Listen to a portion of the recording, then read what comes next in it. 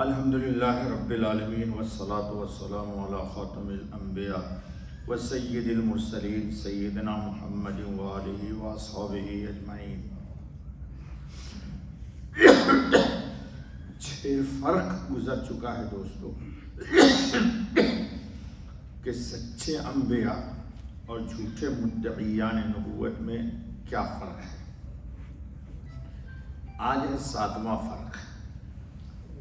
7واں فرق یہ ہے کہ الصادق الامین حضرت محمد خاتم النبیین علیہ الصلاۃ والتسلیم پر جنازہ کی امتیازی خصوصیت ہے۔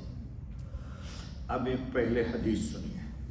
عن ابن مسعود رضی اللہ عنہ قال لما ثقل رسول اللہ صلی اللہ علیہ وسلم قلنا من یغسلک یا رسول اللہ قال رجال من اہل بیتی الادنى فالادنى ما ملائکۃ کثیرۃ یرونکم من حیث لا ترونہم قلنا من یصلی علیک قال اذا غسلتمونی وحتنتمونی وکفنتمونی فضعونی علی شفیر قبری ثم اخرجوا عنی ساعۃ فإن أول من يصلي علي جبرائيل وميكائيل ثم إسرافيل ثم ملك الموت مع جنود من الملائكة ثم لا يصلي علي أهل بيتي ثم ادخلوا علي أفواجا وفرادا قلنا فمن يدخل قبرك قال أهلي مع ملائكة كثيرين يرونكم من حيث لا ترونهم اخرجہ ابن سعد والحاکم والبیہقی والطبرانی خصائص کبریٰ۔ حضرت ابن مسعود رضی اللہ تعالیٰ عنہ روایت فرماتے ہیں کہ جب حضرت خاتم النبی صلی اللہ علیہ وسلم کی علالت زیادہ بڑھ گئی، یعنی آپ بیمار ہو گئے، تو ہم لوگوں نے آپ صلی اللہ علیہ وسلم سے دریافت کیا کہ یا رسول اللہ صلی اللہ علیہ وسلم آپ کو غسل کون دے؟ یہ سوال کیا صحابہ نے۔ آپ خاتم النبی صلی اللہ علیہ وسلم نے فرمایا میرے گھر کے وہ آدمی جو نسب میں یعنی رشتے میں مجھ سے زیادہ قریب تر ہوں۔ نبی کو غسل کون دلاتا؟ جو ان کے سب سے رشتے میں قریب تر ہوں۔ ان کے ساتھ اللہ کے بہت سے اور فرشتے بھی شامل ہوں گے۔ نبی کو غسل کون دیتا ہے؟ رشتے دار اور ان کے ساتھ فرشتے جو تم کو دیکھتے ہیں اور تم ان کو نہیں دیکھتے ہو۔ ایک سوال کا جواب۔ پھر ہم نے عرض کیا کہ اچھا آپ کی نماز کون پڑھائے؟ فرمایا جب تم مجھے غسل دے کر خوشبو لگا کر اور کفن پہنا کر فارغ ہو جاؤ تو مجھ کو میری اس 4 پائی پر رکھنا جس پر حضور کی روح پرواز کی تھی، اور اس کو میری قبر کے کنارے رکھ دینا۔ وہیں پہ قبر تھی کیونکہ پہلے گزر چکا ہے، جہاں انبیاء کی روح نکلتی ہے وہیں ان کو پھر تھوڑی دیر کے لیے تم سب باہر ہو جانا۔ کہا جتنے انسان ہیں سب میرے گھر کو خالی کر دینا، کیونکہ سب سے پہلے جو مجھ پر نماز پڑھیں گے وہ جبریل علیہ السلام ہے۔ یہ نبی کی خصوصیت ہے۔ اس کے بعد پھر میکائیل، جبریل علیہ السلام چلے جائیں گے تو پھر کون پڑھے گا؟ میکائیل۔ پھر اسرافیل علیہ السلام، وہ بھی پڑھ کے چلے جائیں گے۔ پھر ملک الموت اور اس کے ساتھ اور بہت سے فرشتے ہوں گے۔ سنو، اس کے بعد میرے اہل بیت، پہلے فرشتے پڑھیں گے پھر اس کے بعد اہل بیت مجھ پر نماز پڑھیں۔ اس کے بعد تم لوگ جماعتیں اور علیحدہ داخل ہونا۔ امام کوئی نہیں ہوگا، نبی کا کوئی امام نہیں ہوتا۔ کان کھول کے سن لے۔ ہم نے پوچھا اچھا تو آپ کو قبر میں کون اتارے؟ حضرت خاتم النبی صلی اللہ علیہ وسلم نے فرمایا میرے گھر کے مرد، کہا وہ بھی میرے اہل بیت مجھے میرے قبر میں اتاریں گے، ہر کوئی نہیں داخل ہو جائے گا، اور ان کے ساتھ اور بہت سے فرشتے ہوں گے جو تم کو دیکھتے ہیں اور تم ان کو نہیں دیکھتے۔ صلی اللہ علی خاتم النبیین۔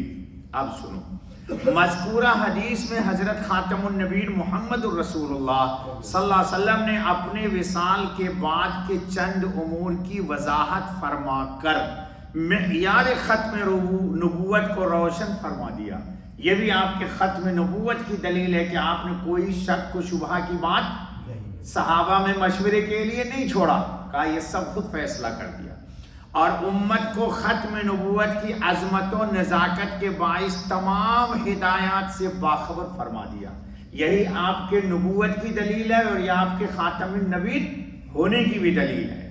پہلا سوال کیا تھا کہ یا رسول اللہ صلی اللہ علیہ وسلم آپ کو غسل کون دے؟ تو حضور نے کیا جواب دیا؟ میرے اہل بیت میں سے جو نسب میں، رشتے میں مجھ سے زیادہ قریب تر ہوں، اور وہ فرشتے جو تم کو دیکھتے ہیں اور تم ان کو نہیں دیکھتے۔ پہلے سوال کا جواب، یعنی حضرت خاتم النبیین علیہ السلام کی خاتمیت کی امتیازی شان یہ ہے کہ اہل بیت میں جو سب سے قریب تر ہیں اور فرشتے کی معیت و مشارکت جو مرتبہ ختم نبوت کی شان کے مناسب ہے۔ اس میں دو بات آ گئی، کیا آ گئی؟ کہ فرشتے ہر شخص کے ساتھ نماز نہیں پڑھیں گے، کس کے ساتھ پڑھیں گے؟ جو حضور کے اہل بیت، انہی کے ساتھ وہ نماز پڑھیں گے حضور صلی اللہ علیہ وسلم کی۔ نمبر دو، نماز جنازہ کون پڑھائے؟ جب اس کا جواب حضرت نے دیا، جب تم مجھے غسل دے کر، خوشبو لگا کر، کفن پہنا کر فارغ ہو جاؤ تو مجھ کو میری اس چارپائی پر رکھنا اور اس کو میری قبر کے کنارہ رکھ دیں۔ نیچے یہ قبر ہے، اس کے اوپر اس سے واضح ہو گیا کہ نبی کا جنازہ اسی چارپائی پر پڑھا جائے گا جس پر نبی کی روح قبض ہوئی ہے۔ سمجھ گیا نہیں سمجھ گیا؟ اب مرزا غلام احمد قادیانی مردود مرا لاہور میں اور گرا جی، جس کا بنایا ہوا گرو گھنٹال تھا اس کے ملک میں بنا مڑا جی، اور یہ علامات ختم نبوت ہے اور معیار نبوت ہے۔